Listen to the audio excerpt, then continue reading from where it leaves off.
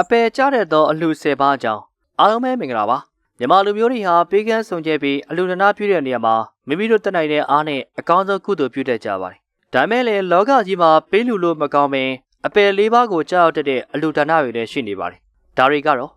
၁သမစ္ဆဒါနလို့ခေါ်တဲ့ကကြေအလှ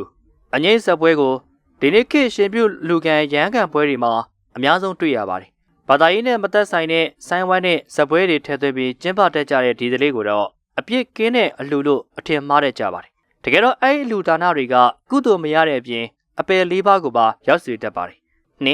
မစ္ဆဒါနဆိုတာကတေးတရဲ့အလှပါ။မိမိရဲ့မွေးနေ့ဒါမှမဟုတ်ရင်ဘဝရဲ့အထင်ကရနေ့ရက်တွေမှာမိတ်ဆွေအပေါင်းအသင်းတွေကိုဖက်ပြီးတော့မှတေးရဲ့ဘီယာနဲ့အခြားမွေးရစေတဲ့အရာတွေနဲ့ဂုံပြုဧည့်ခံတာဟာမစ္ဆဒါနလို့ခေါ်ပါတယ်။ဒါဟာအပြစ်မကင်းဖြစ်ပြီးကုသိုလ်မရစေတဲ့ဒါနအပယ်ကျစေတဲ့ဒါနပဲဖြစ်ပါတယ်။၃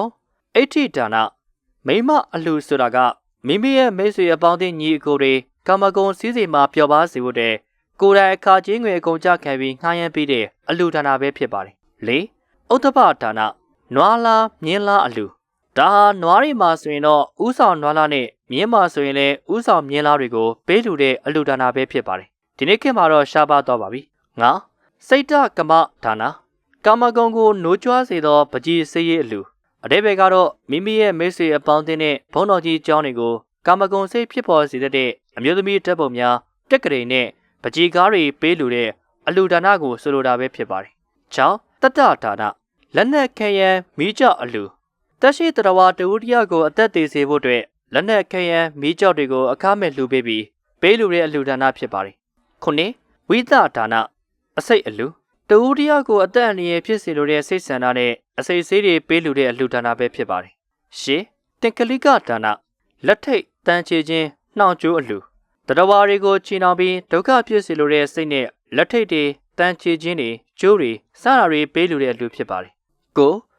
ကုယတုကရဒါန